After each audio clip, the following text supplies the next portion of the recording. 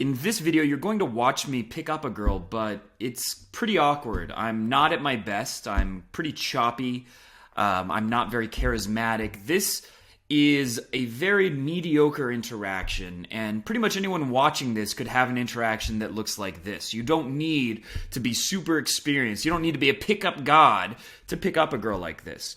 And there's a couple reasons why it's very important to watch this video, why it has a lot of value for you. For one, it shows you that you don't have to be perfect, that sometimes luck is going to be in your favor. You're going to meet a girl who's just in the right mood, she wants to meet a guy, and it's going to be very easy. This is what's known as a yes girl. And before you say, well, you're better looking than me, so of course you get yes girls, I have coached hundreds of guys, including short guys, bald guys, every ethnicity, guys who just do not have the most aesthetically pleasing face.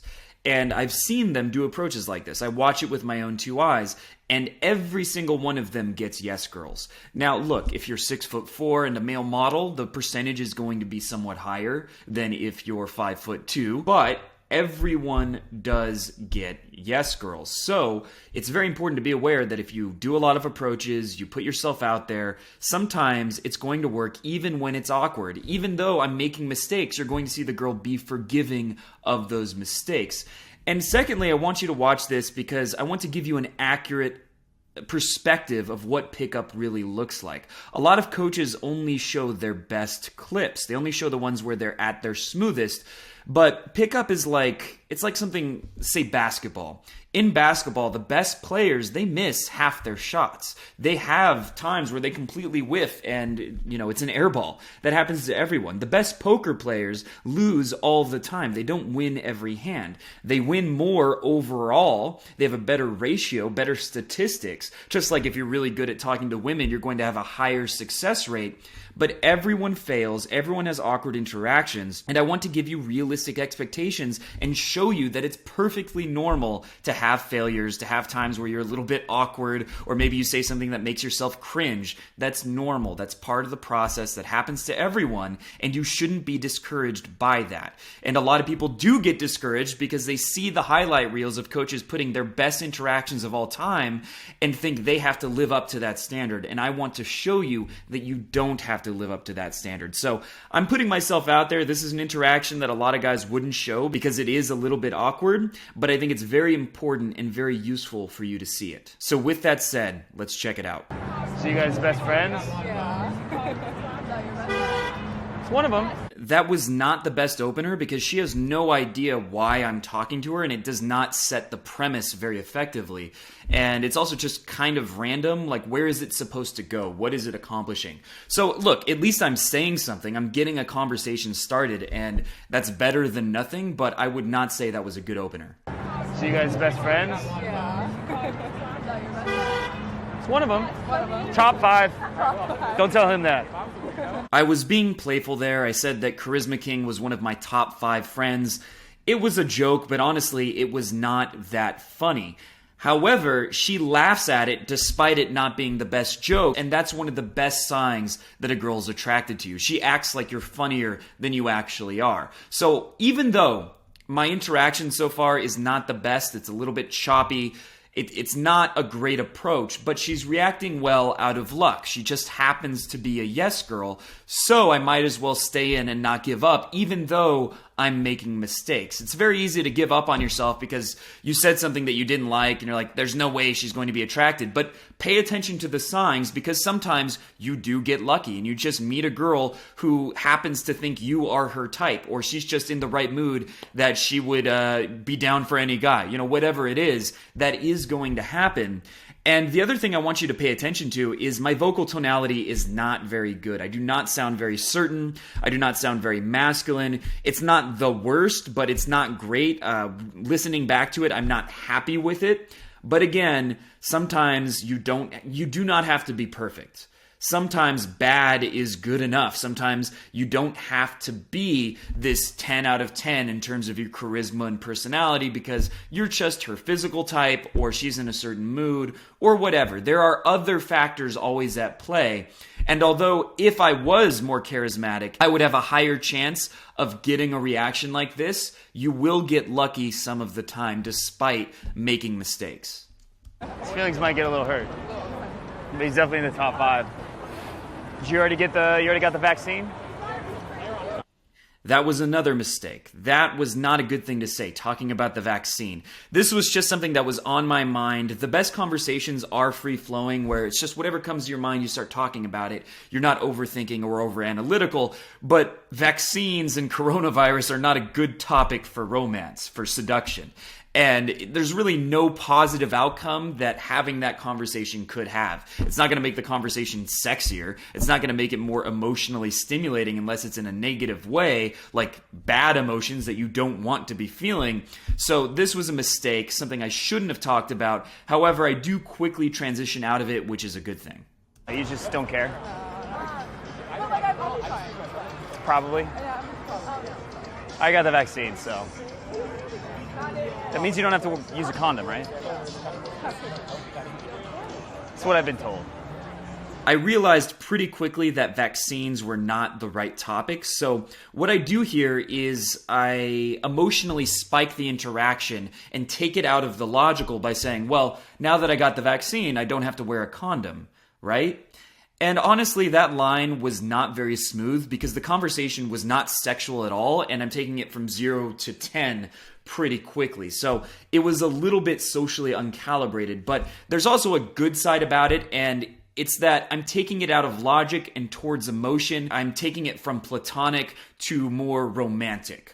So even though it was a little bit heavy-handed, it's still better than having an interview conversation where there's just no emotional stimulation going on whatsoever. But normally, you want to do that in a way where it transitions more smoothly rather than being so abrupt.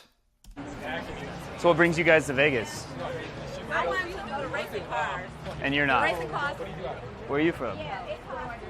We'll reimburse your Like first LA? $20 of loss by crediting $20 in player pay. Okay, San Fran? Yeah. Okay.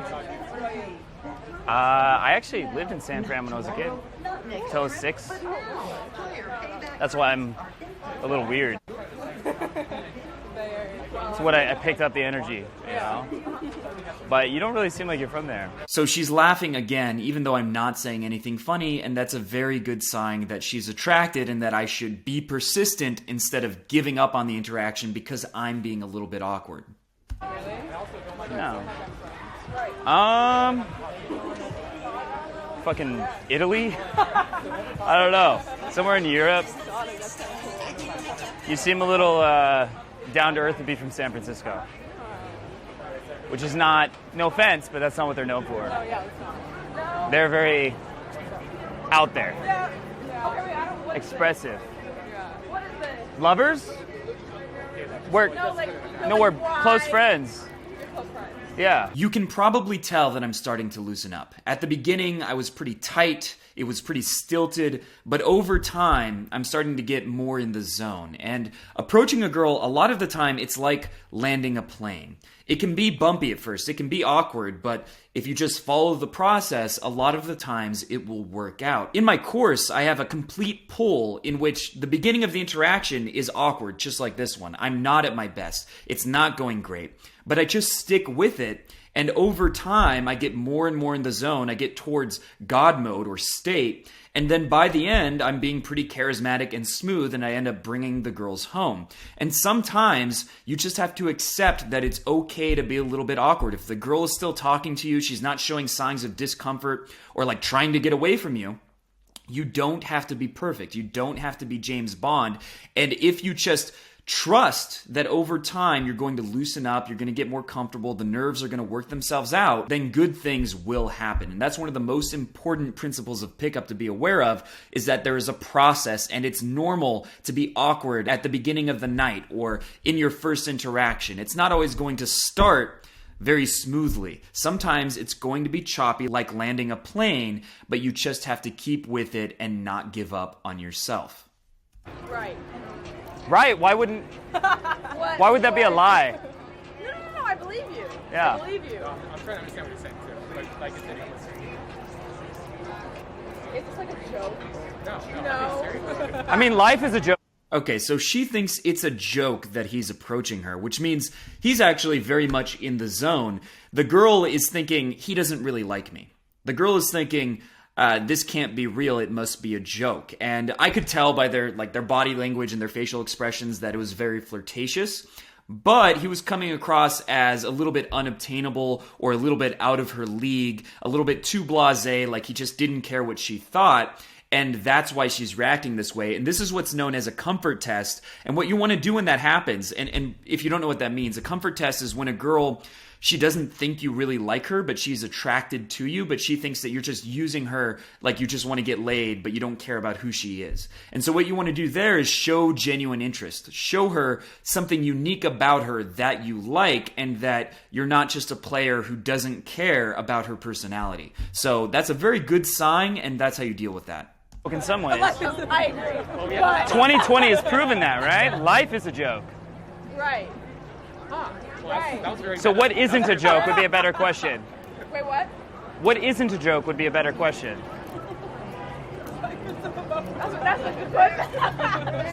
Okay, so now I'm holding the frame, I'm controlling the frame of the interaction much, much better. So you see how quickly I went from stilted and awkward to now I have an energy that is a lot more charismatic. It's getting them to react to me. There's a lot more stillness. That would be one of the best words to describe it, is stillness. I'm holding the silence, I'm holding eye contact, and I'm getting them to react to me.